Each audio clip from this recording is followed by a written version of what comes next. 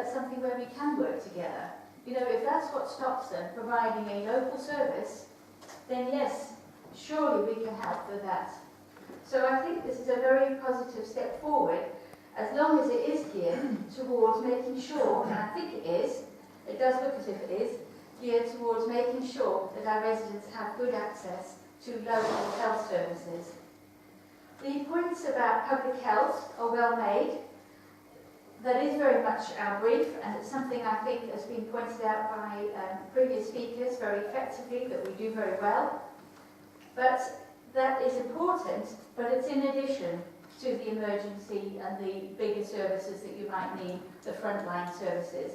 So being healthy is really good, obviously, but even healthy people can drop with a heart attack, as a colleague of mine did recently.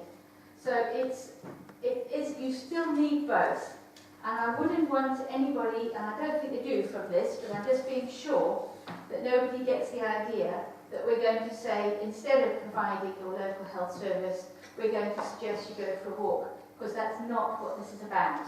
This is about making sure we have good access for our residents, particularly vulnerable, sick residents who are having to travel perhaps on 2 buses even, if they were going from Scunthorpe to Saxilby, for example. It's really important that we make sure that local access to public health services, is so important for our residents. Thank you.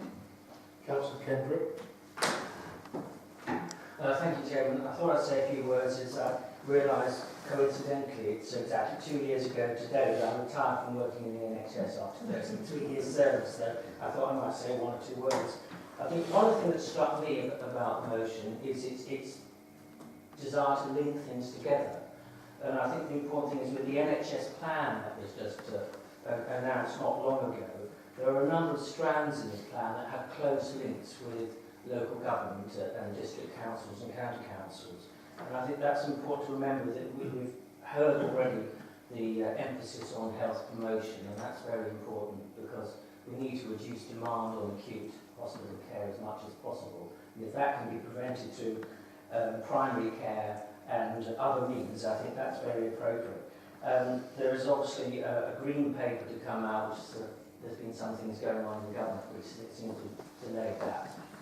But hopefully that will come out in the near future, which will also impact on local government greatly. So I think there were a number of strands that came out of the motion. And also I made aware the other day that whereas the NHS has about 1.2 million staff, social care has 1.5 million. So if you add that all together, plus the voluntary sector, we're talking of several million people who are involved in caring for people in this country. So I think it's a significant factor and it's something we need to remember. I think one of the big issues, and I remember when I worked in the NHS and I worked quite closely with third sector organisations, was actually bringing people together and speaking the same language. The NHS has its own jargon, social services, third sector, we all have our own jargon, and it's bringing people together. And also one of the other issues, and it's mentioned in the NHS plan, is the use of digital technology.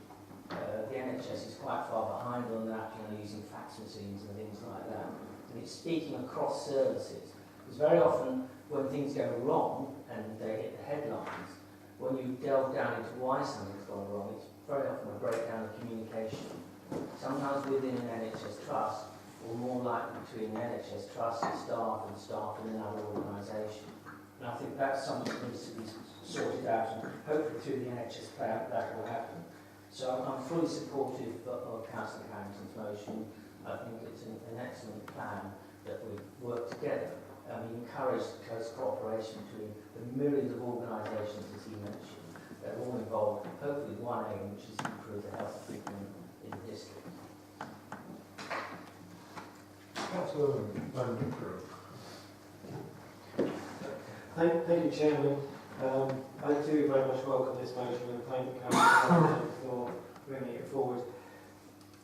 We were on the task and finish group together with other members, and we were tasked with looking at one specific area, the provision of funding through the 106 system towards the infrastructure required by health. But we very quickly opened the window onto a world that was confusing, complex and probably disjointed. then that was just the local health provision system, let alone the national health provision system. But what also came through from this, that in many of these areas, the council is engaged, maybe not across the whole board, but in places at any one time. And therefore the council has a role as honest broker in trying to improve the output and the complexity and the disjointedness of that system that is our local health system. That is both as councillors individually, through our roles and the committees we sit on, but also our officers as well, our planning officers, those working on community issues and the like. So I think that is where this motion, I think this is where Councillor Carrington is targeted. It's very much on this collaborative role that this council can engage in at this early stage and to drive for real benefits for our communities. So I'm very happy to support this motion. Thank you, Chairman. Councillor Cook. Thank you, Chairman. First of all, I must give my total respect to Councillor Gray for talking so openly about mental health issues, and I just want him to know that he's not alone. I've been a long-term patient of LPSC, and I so appreciate you standing up and being open about it, because one thing I have learned is that it's really important to talk. I really agree with this excellent motion, especially the sentence that it needs every organisation involved in health and wellbeing to work harder, to work smarter and to work together. Let's not forget that the Lincolnshire Health Scrutiny Committee, of which I'm a member, and obviously I'm declaring that as an interest, and obviously Councillor Kendrick is also a member, and we have our own district member on that committee, is a really important mechanism for furthering healthcare issues that affect our residents, and it should be used to its full advantage. Perhaps communication between the Lincolnshire Health Scrutiny Committee and our district council could be further strengthened as to be as effective as possible in championing healthcare issues for our NK residents.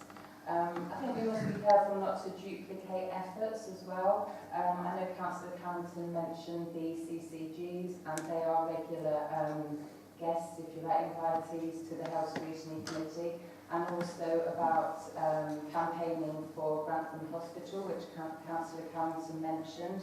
The chair of the Health Scrutiny Committee has just written a letter to the Prime Minister about this. So working together is key, and being as strong as possible, strength in numbers, and I totally applaud the sentiment behind this motion. I think it's brilliant. Thank you. Councillor Muffin. Thank you. I feel I must speak on this matter because I've dedicated, and with encouragement actually, I've dedicated over half my life to the mental wholeness of young people and children. I'm the sister of a doctor. I'm the sister of two brothers who both have diagnoses of paranoid schizophrenia. I'm a carer, and I've had some interesting health challenges of my own, but as a woman, it's put down to hysteria. So I'll just put that out there, because that's the reality for a lot of women of my age. Warmth and hysteria. But I think I must encourage this, because I won't be here for the next term. I'm not standing again, but I want to encourage you, because this is such a serious thing that we need to join the dots on. I would like to say that this is a very encouraging and proactive thing that Councillor Carrington has put up there, but it is not exhaustive. It needs a lot of joining. And I think one of the things that I feel very passionate about is the connection with the arts and health. Now, we have spaces in this district that we need to be encouraging people, because services don't just include the NHS and the doctors, it's the wider specialist services that particularly people with mental health challenges do not access. So it's the use of those spaces that I would like you to think about in your next term, thinking about how we use the environment through eco-therapies and all of those things.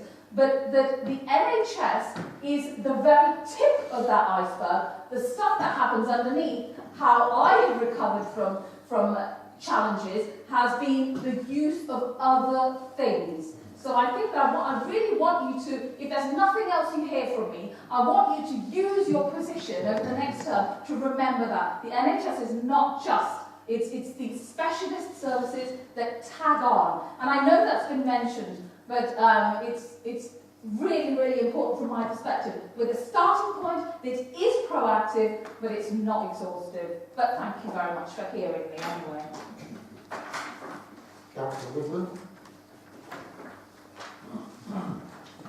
Thank you, Chairman.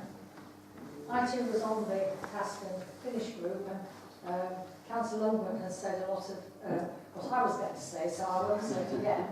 But I just remind you that it was quite a mundane thing, really, as how we started. It was because some members felt that every time there was a planning application, the health service did not ask for a contribution. And wanting always to do the best for our residents, health-wise, that was our starting point. But indeed, it was a fascinating journey. I learned a great deal, and we do thank Councillor Carrington for the way in which he presented it, and I hope you all did read it all, because it was quite involved and quite intense. But my main hope is that it doesn't stop there, and it's not just words, and as a council, and through 106 agreements, which is where it started, we do progress, and we do try and improve some of the health facilities for our residents, although sadly I don't think this hub and spoke or wheel and spoke or whatever it's called, this new system, is going to help the people in the villages, because we're all going to have to travel much further to find any health care. But one can always hope, and one can always keep pressing for better health care nearer, and of course we are an advocate, are we not, of sustainability. Thank you. Councillor Goldston. Thank you, Chairman. Again, can I thank Councillor Carrington. It's, from my point of view, an extremely timely proposition. Only this week I received some correspondence that suggests that the health services in Scunthorpe are likely to be withdrawn, unfortunately. That gives me an enormous amount of concern. The Scunthorpe site is a satellite of Saxelby. If the Scunthorpe one shuts, the most vulnerable in our society in Scunthorpe will have great difficulty in actually getting to any health care facilities. There is very little public transport between Scunthorpe and Saxelby, and a lot of those, of course, in the most vulnerable bracket don't have their own private transport anyway. So this is a really, really serious matter. It's a serious matter as well, given that the village is going to increase by approximately 30 or 40% over the next few years, when we want better and more medical facilities and not less. I publicly want to thank the Chief Executive and lead with the Council, because I sent the correspondence on to them, and there has been some very early intervention by the Chief Executive and the leader with the health services authorities, and at least a response back to say they promised full and meaningful consultation. But of course we need more than that, and we need what's in this proposition today. We need those discussions beforehand and not after. We need to ensure that our individual areas are well looked after, and the people within them are well looked after too. So in some respects, great words on a piece of paper, and I commend Councillor Carrington for that. But the challenge is, of course, we have to actually translate those words on a piece of paper into true and meaningful actions. Entering into partnerships is never easy. It's always fraught with difficulty and dangers, but we desperately need to do it. We desperately need to do this on behalf of the people that we represent, to ensure that they have the health service facilities that they truly deserve. Thank you. Councillor Ryan. Thank you, Mr. Chairman. Well, it's good to see that something that's been proposed in this chamber has evoked such emotion and strong words from so many members across the whole chamber. A very well worded motion, which I've read several times. And what I would say is, I would just say that all the serious things have been said and very good points have been made, that I totally sort of take umbrage with the fact that it could be suggested that it might be misconstrued that we're suggesting going for a walk instead of taking serious medical advice. There's no way, in any way, shape or form, does this motion go anywhere near suggesting that. And as Councillor Matt then Councillor Corey did mention the arts, and it's something that we do see as a very important strand of health and being, very good for mental health. This is a very broad. What is the point of order? What is the point of order? It's a point of clarity. I just want to make it clear, because I never suggested the motion said that.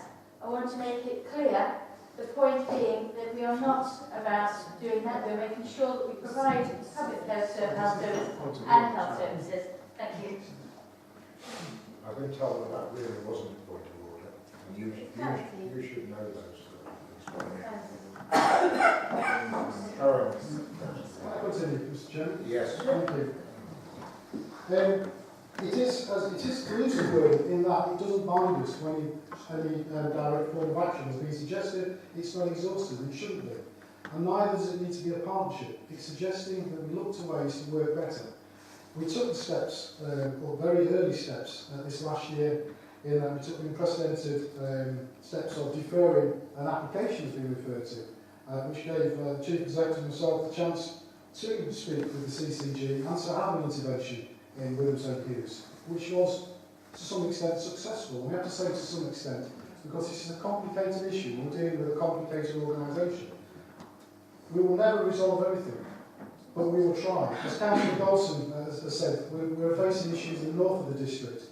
Will we resolve these? Well, we'll give it our best shot, and we'll make sure that the people aren't ignored, and that where we can influence the decision makers with regards to health, then we'll do so. But I welcome this motion this evening because what it does, it says no matter what we've done, no matter how well we've done things, it means that we carry on pushing. This is a progressive council. It doesn't rest on its laurels, and it will find new ways of working. It will look to see what needs to be done, and I welcome the next steps. Thank you. Is there anybody else that would like to speak? And we will take the vote. All those in favour?